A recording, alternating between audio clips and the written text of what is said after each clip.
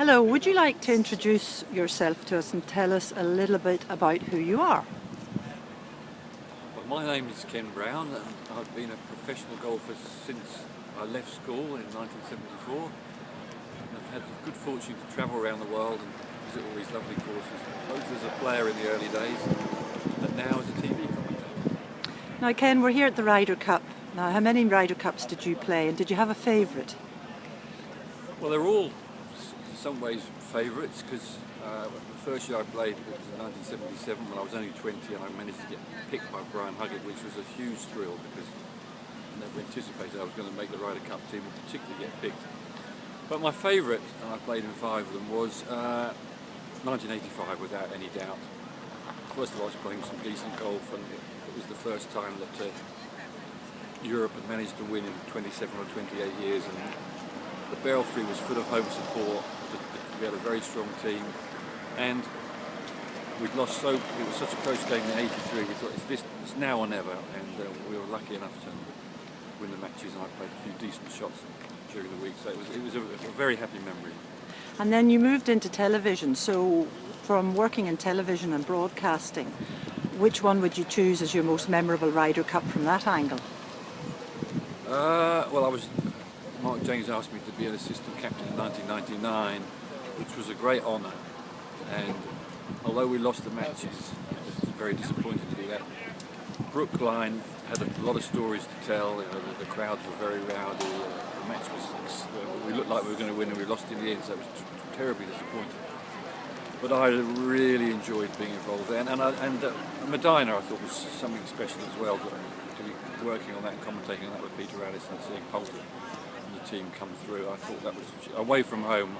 I never thought that was possible, and that was a very memorable week too.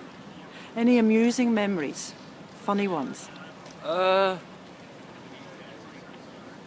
always an odd bits and pieces goes on. Let me rack my brains. I remember when we'd won in 1987, and Tony Jacklin was the captain, and we'd got quite a lot of corporate support coming out, and he said, well, lads, we're going to have to go round and visit some of the people that have supported this week. So we had the cars and we drove around. Woozy we'd all had a few drinks, and we decided we were going to sit in the boot of the car. And Woozy had a beeline to catch up with Payne Stewart. Payne Stewart described our tour as the puppies tour. And Woozy had taken great umbrage about that. So we were seeking out Payne Stewart. Unfortunately for Payne Stewart, we didn't find him. Just as well. Now, what do you think is the essence of a good Ryder Cup foursomes pairing? That's very hard to know. I think things have changed since my day. I certainly think in the early days you were looking for 2 players that could keep the ball in play. With the wooden clubs and the balls that we used, you could get quite squiffy. So 2 steady players that kept the ball in play, and your ideal partner, in fact, your ideal partner for almost anything was Bernard Langer. So he was a star player. With the modern equipment, the players play a much more aggressive style of play, and it's almost as attacking as you would be in a form.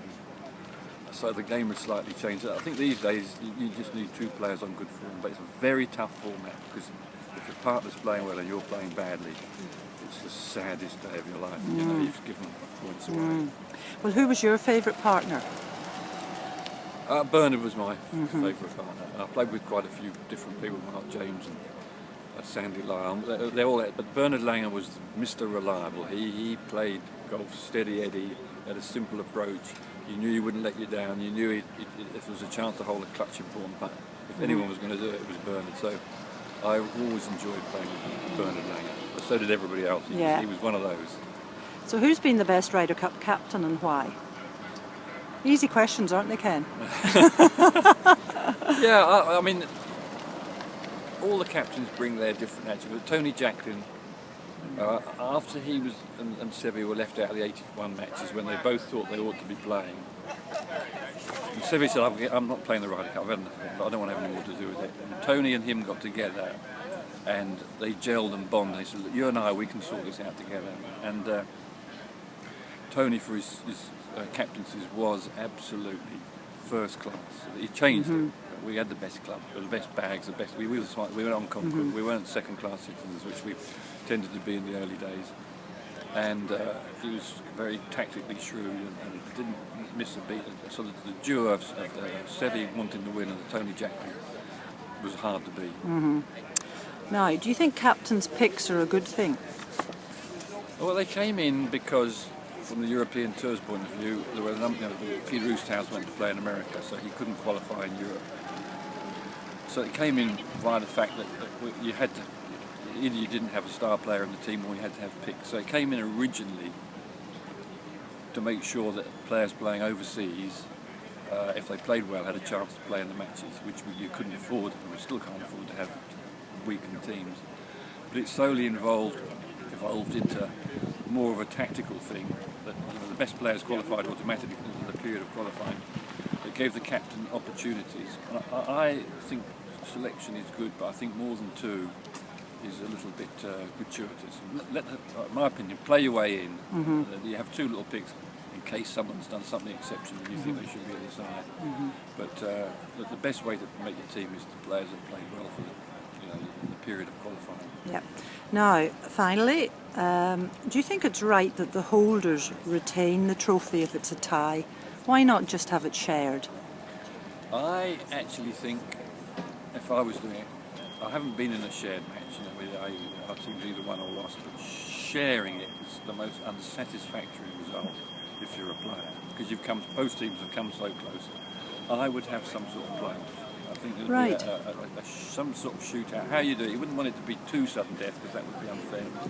A little system where you could do whatever format, a couple of singles going out and playing 3 holes each, whatever it was, you play for it. Because sharing it is an unhappy ending. Because retaining it doesn't really, you've halved the match and that's fine, and you keep the trophy. That's not terribly relevant. Ken, that's lovely. Thank you so much indeed.